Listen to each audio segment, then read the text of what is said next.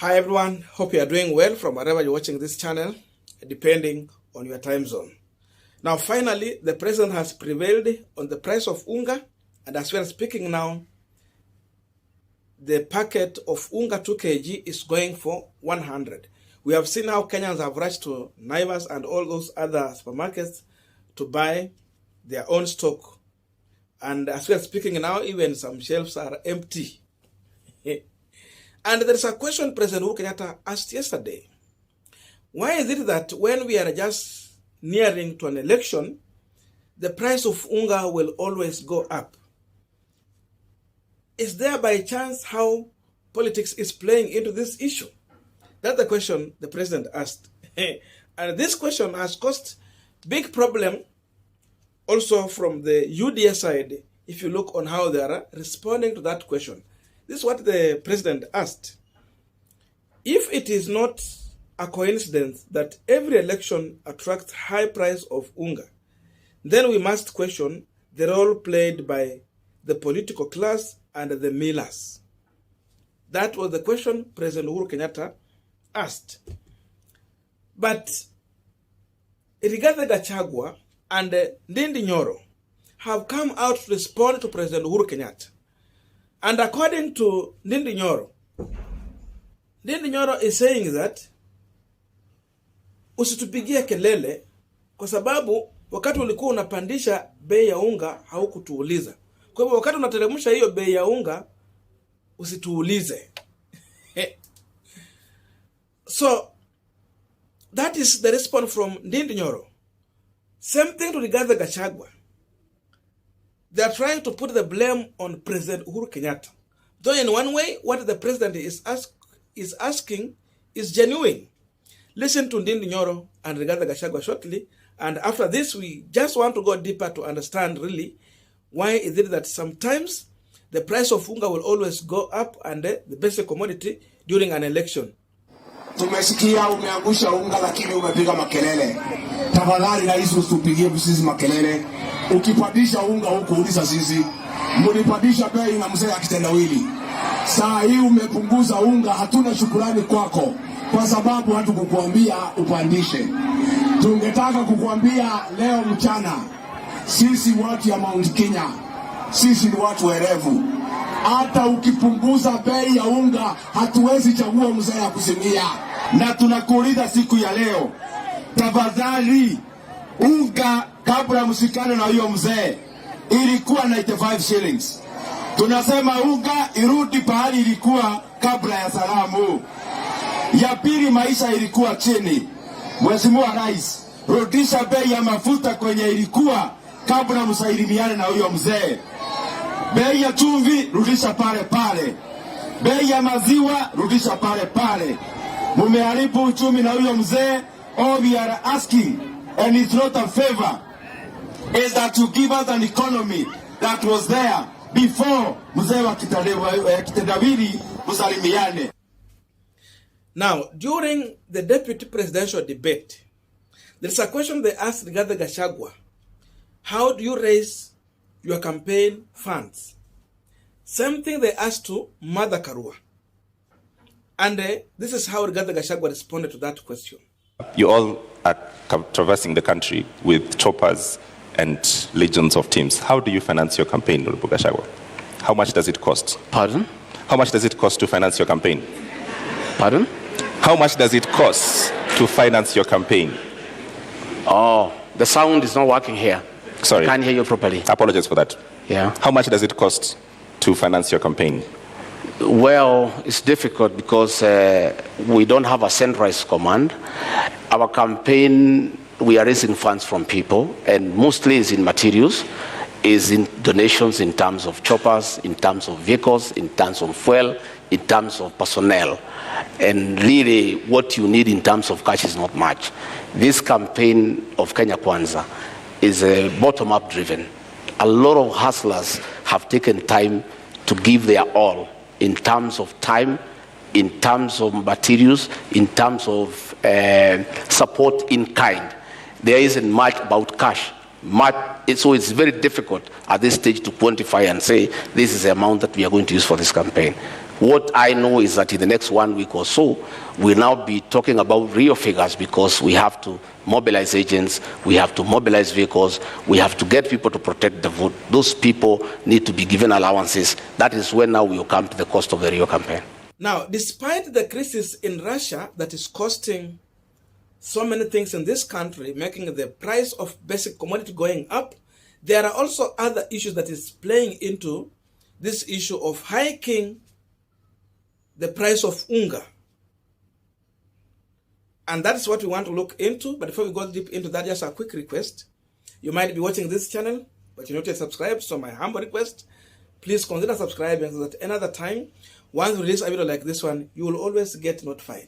Again, to all our channel subscribers and anyone who drop comment, I must say thank you so much for your unconditional support.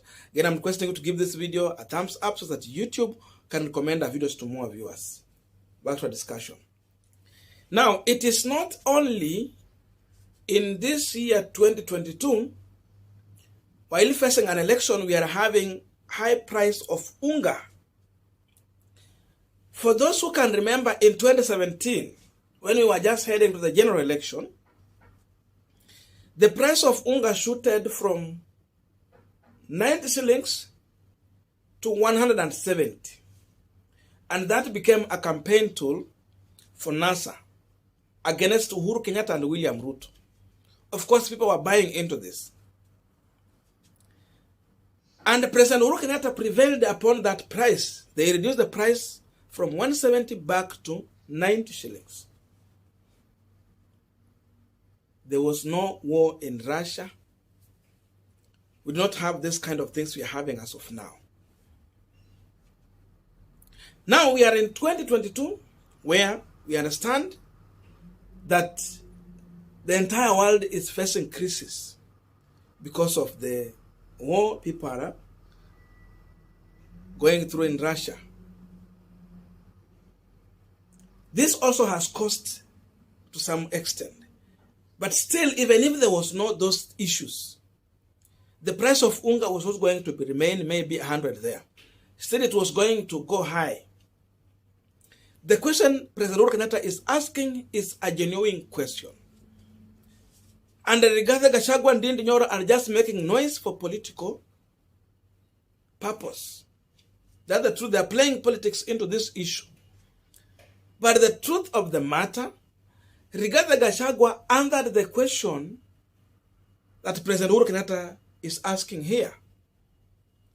When they ask him on how they are raising their funds for campaign, he went further to talk about the hustlers and the other people who are raising this fund. If he's saying hustlers are sleeping hungry, then how are they raising funds for campaign? The truth of the matter is that we have companies and businessmen, businesswomen who are funding both Raila and William Ruto. It is not only William Ruto and Raila Odinga, even those people who are looking for the governor. They are being funded because these people have their interest that once these people take over power, they will have a chance to do business with the government. That is the end game. And if these companies will come and give you their money for campaign, the question you should be asking, how are they going to gain their money, or how are they raising these funds for campaign? Because not every politician that they are giving this money is going to win an election. One might win and another one might lose. And remember, they are very smart when they are doing this thing. Usiku wakiwa kwa William Ruto, mchana wako kwa Raila. So they give from all sides because, you know, you have to make sure you are balancing. So that whoever will win, at least you will have a chance. These millers and all those businessmen and women, what they simply do is to give this money to these politicians, but at the same time, you go and raise the price of basic commodity, where you know that mwananchi cannot do without these items. Unga, mafuta, you know, vyakula, all those things. So you raise the price. And that is what informed the price of unga going high in 2017. You come and give funds, then after unaenda unaongeza bei ya bidhaa, alafu unarecover pesa yako, siasa zikiendelea. So when you see Ruto giving millions of shillings to Mama Mboga and the border riders during the campaign season, the way he was splashing money, you have to understand this is the money he collected from the businessmen, the millers and other people. They gave this money for campaign. So Ruto brings to you in the name of handouts as a favor he needs from you.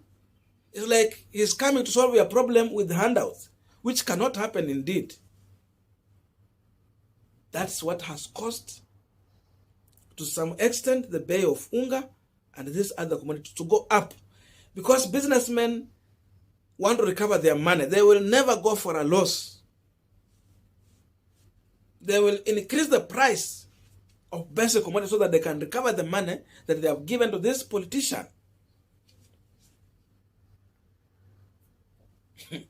So Ndindi Nyoro alikuja kuambia president ya kwamba bei ya unga irudishwe mahali penye ilikuwa, kwa sababu siku yenye ulipandisha huku tuambia ni uongo. Uhuru hakupandisha. Hata kama angepandisha ingefika hiyo kiwango. That's not the truth. Watu wanaenda wanaficha mahindi kwa magala, wanaficha hizo commodities so that ionekane ni kama there is a scarcity. Then after that, wanaanza kuongeza bei. Now, they, and these businessmen, they will have their meetings. So they will do these things in agreement. So that when they are increasing the price, it is gradually, na ni kama uniform. So that they don't lose. So they cooperate in this game of business. Because they will never go for a loss. So as Rigathi is saying that people are giving out help, fund in terms of choppers, fueling, and all those things. That's why you are buying unga at a higher price. That's why you cannot afford cooking oil. That's why, to some extent, bei ya mafuta inaenda juu. Even by the way, Uhuru is trying to cushion the price of fuel, kwa sababu anapeana subsidy there. Kwa mafuta anapeana subsidy bado iko juu. So look at that. The issue here is that these politicians have been funded and the people need their money back. We can draw this story all the way from 2017. Kwa nini tukielekea uchaguzi bei ya bidhaa za muhimu inakuwa juu? Ni kwa sababu wanasiasa wamechukua pesa wanafanyia campaign. There's nothing being donated for free. That's why bei inarudi juu. So what Ndindi Nyoro and Rigathi Gachagua are playing is politics.